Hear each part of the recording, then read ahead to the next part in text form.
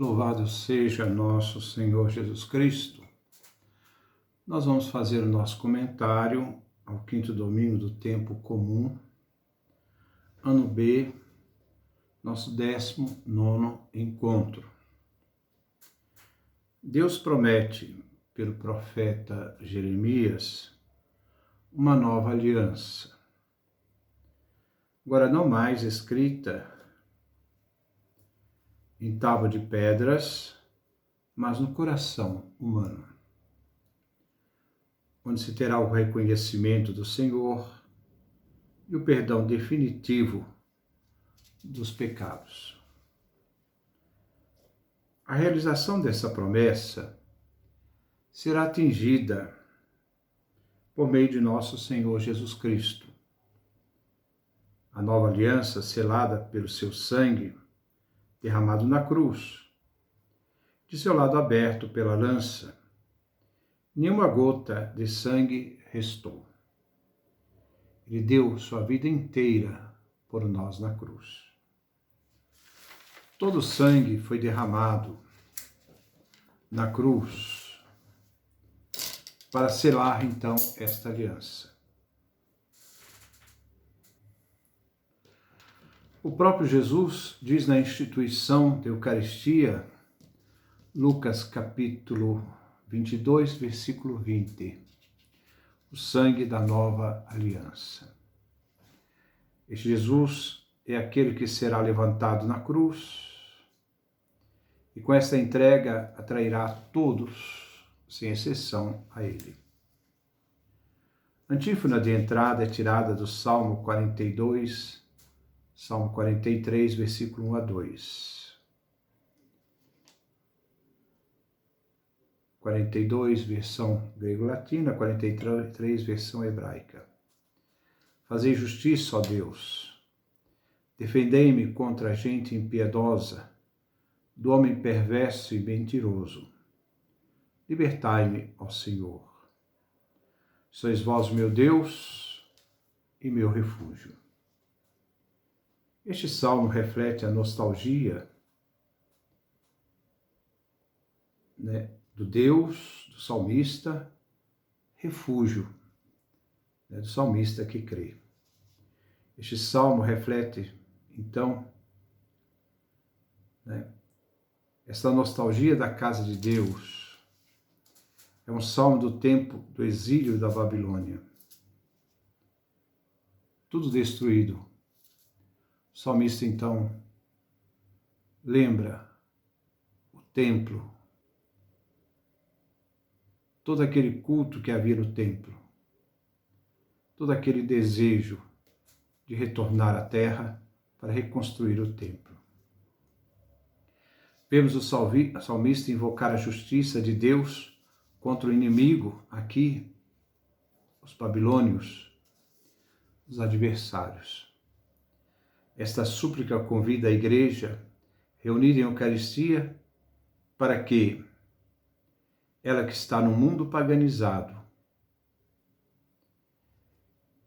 possa perceber a assistência divina que busca o respeito aos direitos legítimos de professar e celebrar a fé em Cristo Jesus.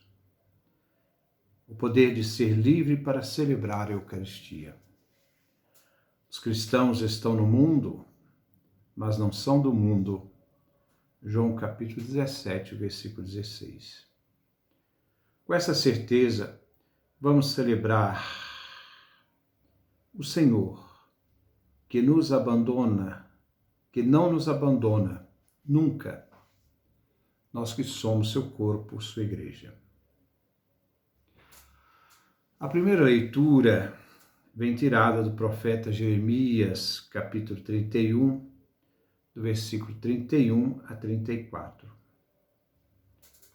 O profeta Jeremias foi um profeta do reino de Judá, o reino do sul. Deus o chamou para anunciar e denunciar, para arrancar e arrasar, para demolir e destruir, para construir e plantar. Jeremias capítulo 1, versículo 10.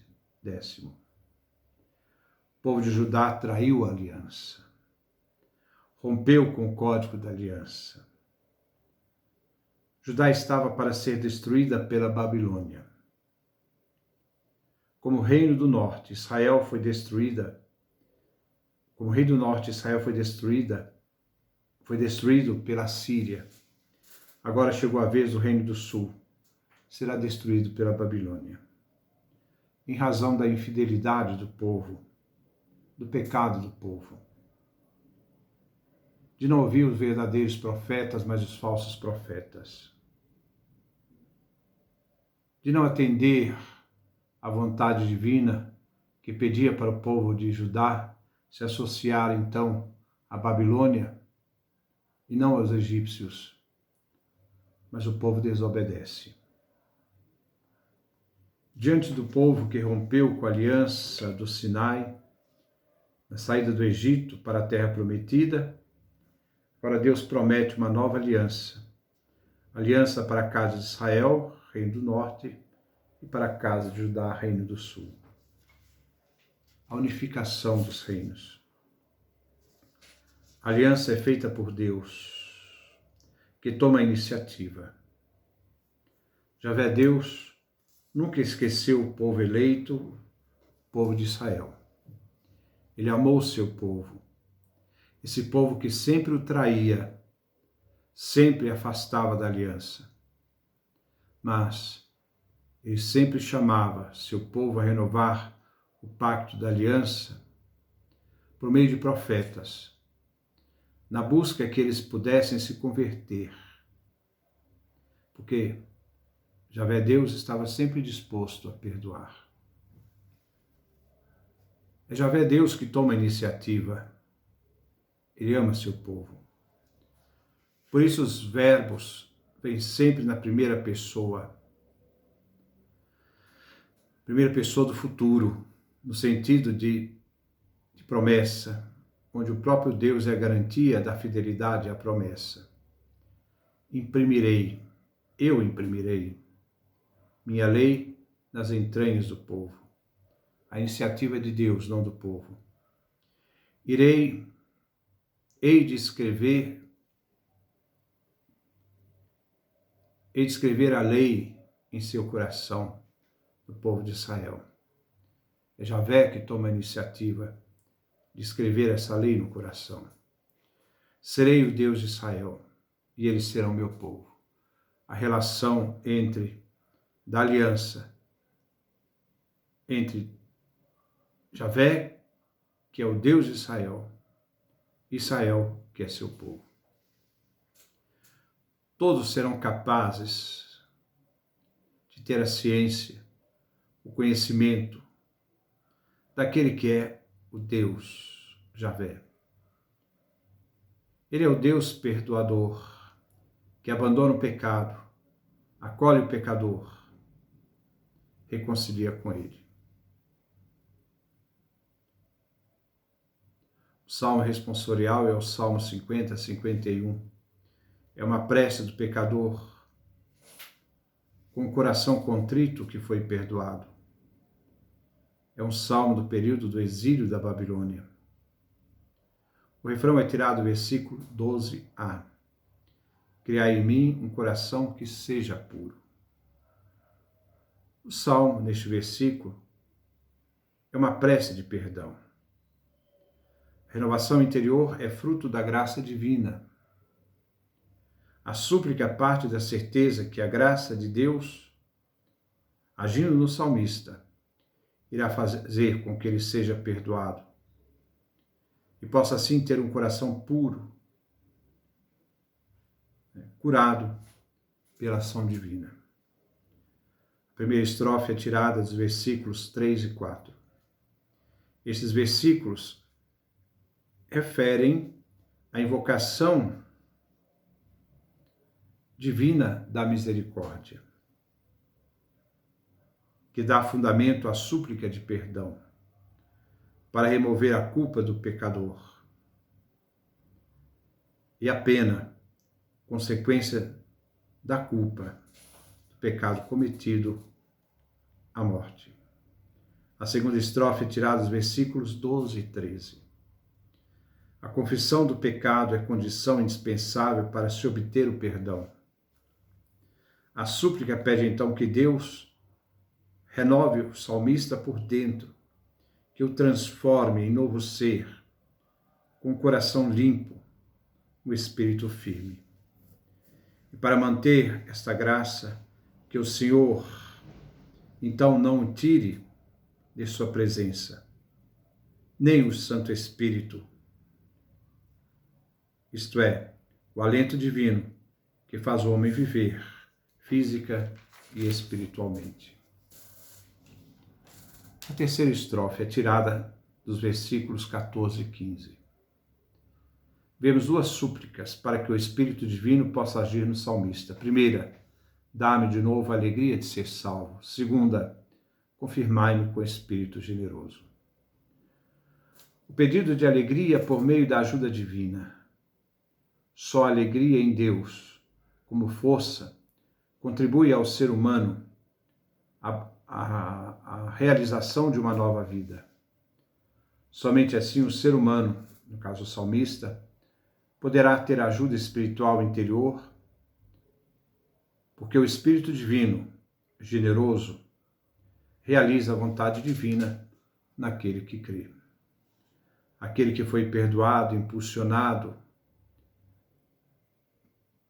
pela alegria e pelo Espírito, é conduzido por uma necessidade interior de ir aos pecadores para dar-lhes testemunhos do caminho que Deus o fez trilhar, que Deus o ensinou e o perdoou dos seus pecados.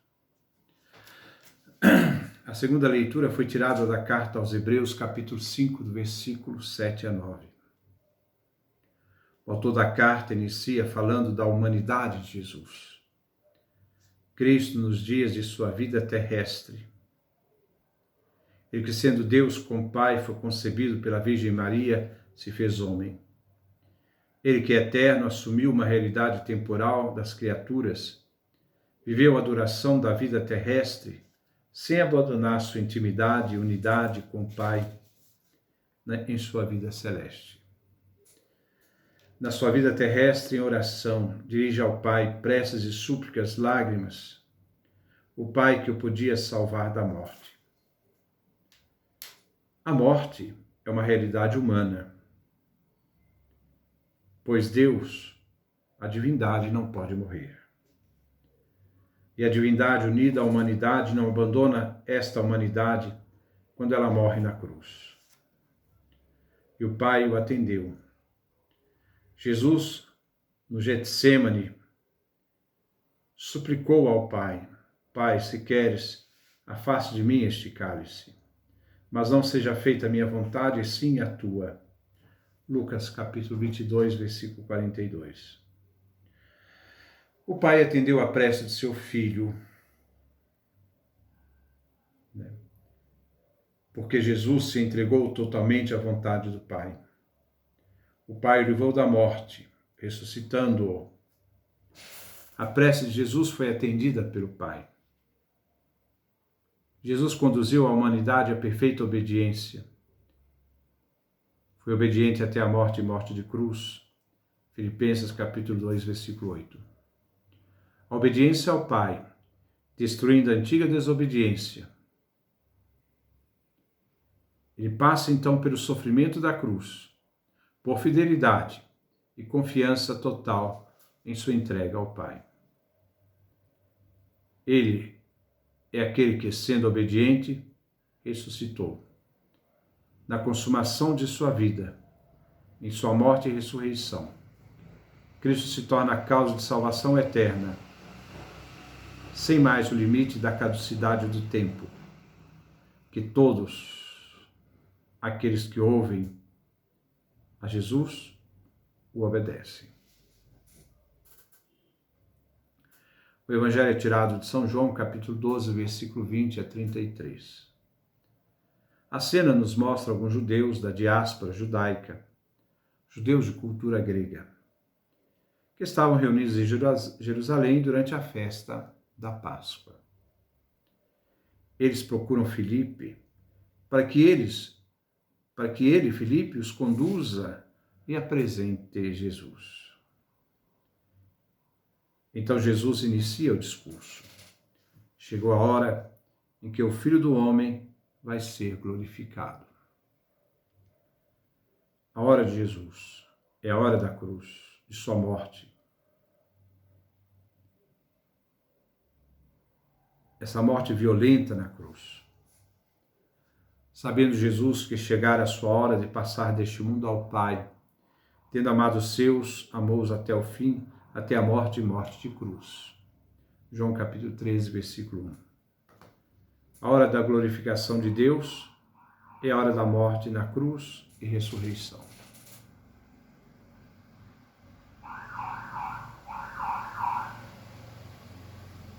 Ele usa a imagem e metáfora do grão de trigo que cai na terra e diz: se o grão de trigo morre, então produz muito fruto. Jesus é este grão de trigo que morre na cruz, que cai na terra e ressuscita, produzindo muito fruto. Jesus então diz: quem se apega à sua vida perde-a, mas quem faz pouca conta de sua vida neste mundo, esse mundo passageiro e efêmero, irá conservar a vida para a vida eterna. A vida eterna não é uma vida que nós temos depois da morte, mas é uma vida que nós já participamos aqui e agora através da fé, quando damos o nosso consentimento de fé no hoje da nossa história. Vida é o substantivo.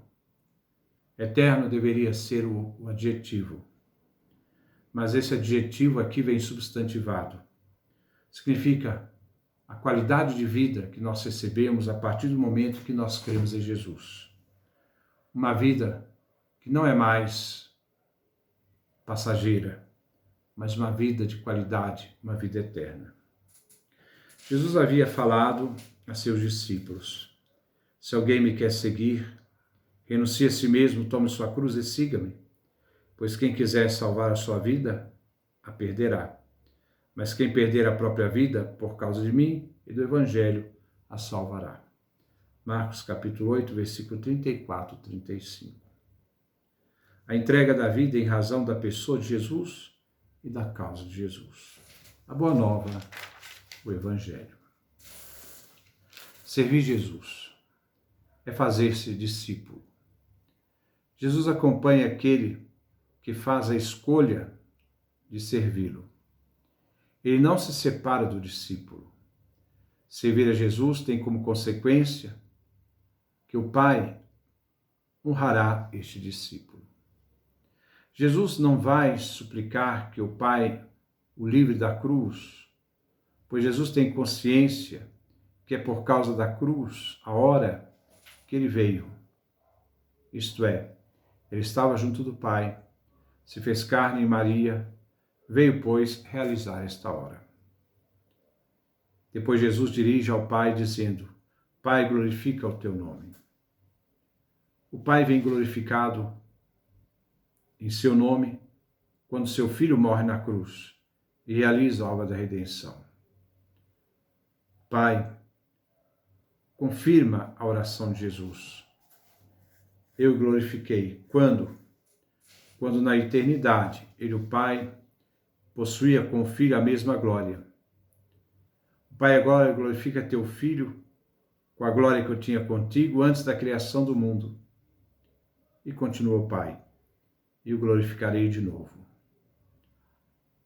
Glorificarei de novo, é porque ele já glorificou na realidade da relação eterna do Pai com o Filho, e agora ele vai glorificar de novo a partir do mistério da sua morte e ressurreição. Quando a morte e a ressurreição do Filho, o Pai glorifica o Filho na cruz. E nela, com a glória que o Pai e o Filho participam,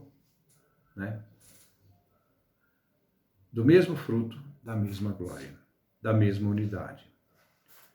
Com a chegada da hora, é chegado o julgamento deste mundo, onde Satanás, chefe deste mundo, o outro, porque existe o outro mundo, a nova criação, que Jesus realiza quando na sua ressurreição. Então, o chefe desse mundo será expulso. Referência à derrota do príncipe deste mundo, com a morte e ressurreição de Jesus, que vai depor o poder de Satanás, lavar os pecados, vencer a morte. Quando Jesus for elevado da terra, isto é, for crucificado, ele irá atrair todos a ele. Ele é o Redentor da humanidade. E é nele que está toda a nossa esperança. A antífona de comunhão é tirada do Evangelho de São João, capítulo 12, versículo 24. Se o grão de trigo que cai na terra não morre, fica só, mas se morre, produz muito fruto. Jesus Eucarístico, pão de trigo consagrado, onde os sentidos do tato, paladar e visão nos enganam, mas não a fé que nos diz: aproximemos do próprio Jesus, pão vivo, pão da imortalidade que comungamos. Então que Deus nos dê a sua graça, a sua bênção, sua face resplandeça sobre nós.